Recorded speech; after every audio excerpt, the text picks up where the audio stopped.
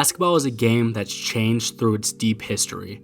We're far away from the days of shooting with two hands and hoops made of peach baskets, but the game's biggest change might be happening in front of our very eyes. What's up, guys? It's Colin from Next Man Up, and I want to talk to you about a shift that's been changing the NBA, as well as basketball as a sport. Over the years, we've seen college basketball powerhouses pump out NBA draft picks in every class. If you're an NBA fan, there's a pretty big chance your favorite player went to Duke, Kentucky, or Kansas. But I've crunched some numbers and looked at the trends, and I think that's going to be a story of the past in due time. Nice, you already know how we coming. Doing good, man. Just working hard. If you're not an NBA draft person, let me introduce you to a team called the G League Ignite.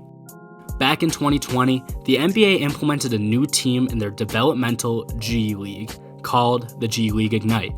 Unlike the other teams in the G League, which are directly affiliated with NBA teams and serve as a place for young players and fringe players to get some playing time, the Ignite is specifically made for the world's top young prospects. After high school, basketball players always have the option to skip out on college by playing in a different developmental league, but not one full of NBA level talent that's directly associated with the association they hope to play for one day.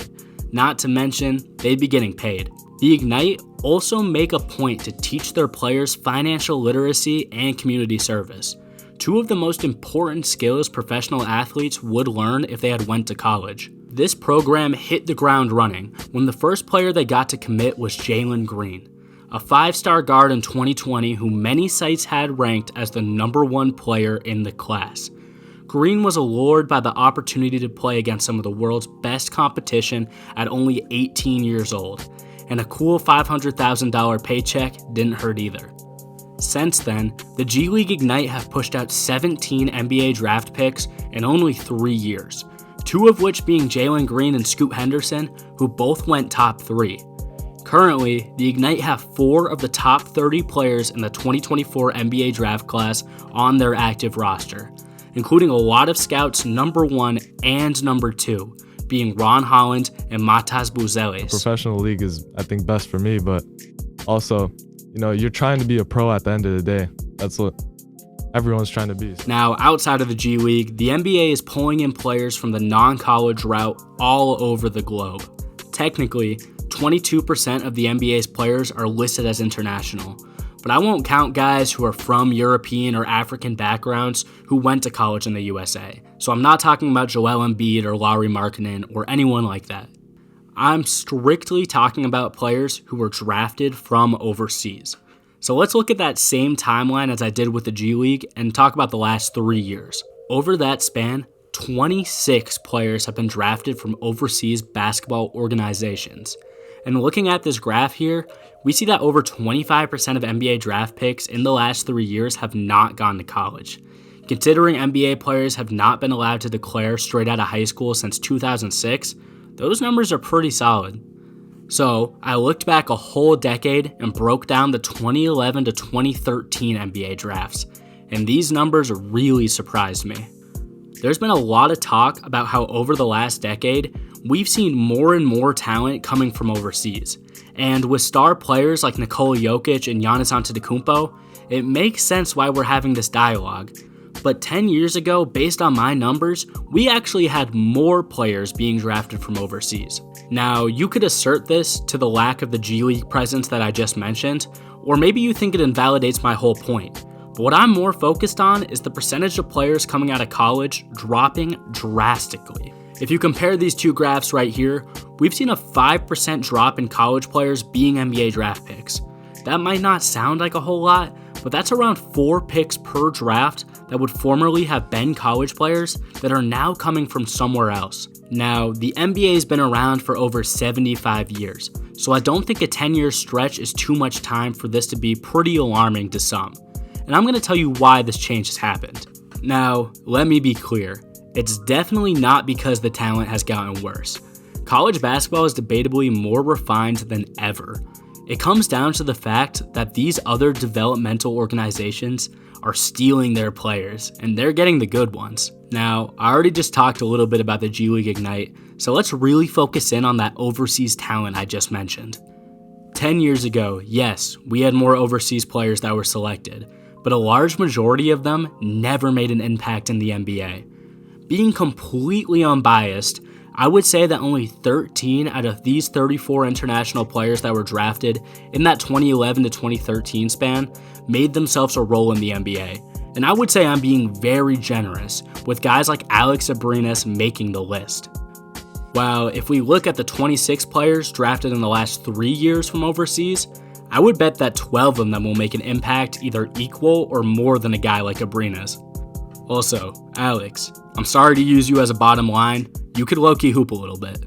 Anyways, I guess my overall point with the overseas guys is that yes, the number of total players drafted in the last 3 years has gone down, but the quality has gone way up. And we're seeing more and more guys being early first rounders compared to late second rounders who never even end up signing with the team that drafted them. I mean, think about the top picks this year. Number 1, we got Wembanyama out of France. 20 years ago, he probably would have came overseas to play with the top college team in the USA. But with improved scouting, he didn't have to. Number 2 was Brandon Miller, who was a college guy. But then at 3, we had Scoot Henderson, debatably the best player to ever play for the Ignite thus far. Playing college ball almost doesn't matter anymore. I didn't even mention the Overtime Elite League, who produced the Thompson twins, who went number 4 and number 5 in this season's draft. Can we talk about how crazy that is? A basketball league made by social media influencers with no requirements to play, a league who most serious basketball fans couldn't name more than 5 players in, just produced 2 top 5 picks in one of its first years of operation. Out of the top 5 picks this year, only 1 went to college. Now that is actually crazy. So when I say basketball is changing, I really just mean that the route to get to the NBA is changing. And if I can be honest, I don't expect that to slow down anytime soon. As the NBA's revenue grows, as it does every single year, they're gonna have to start paying G League players more and more. Eventually, some of these guys on the Ignite will be getting bigger contracts than 10-year NBA veterans. Not to mention, as the game expands globally, as we've seen basketball do over the last 25 years immensely, we're going to be seeing better and better players from places we may never have even heard of. And a lot of this comes down to the scouting.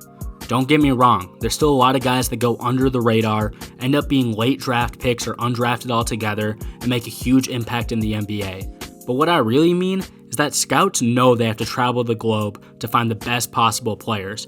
This isn't the 80s anymore when you can just go to a college powerhouse and hope to take one of their better players, and you'd be all set in the draft. You have to travel, you have to expand, and you have to have a large horizon to get the best NBA talent, because if we're being honest, there's more talented basketball players in the world right now than ever before. So when you sit your loved ones down and tell them how you're going to be the next NBA star because you work hard, you have good grades, and you're the perfect teammate, I want them to tell you that you're wrong, because Jalen Green made your path just that much more difficult. And honestly, he deserves some credit for making basketball just that much better. That's all I got. Spent a lot of time on this one, so support this video any way you see fit. We got a lot of ball ahead of us, so stick with the next man up. Appreciate you all. Have a great day. See you in the next one. I feel like we in the desert type, like chill, like not desert, but like Australia. Yeah, I just seen the moose. I ain't gonna lie.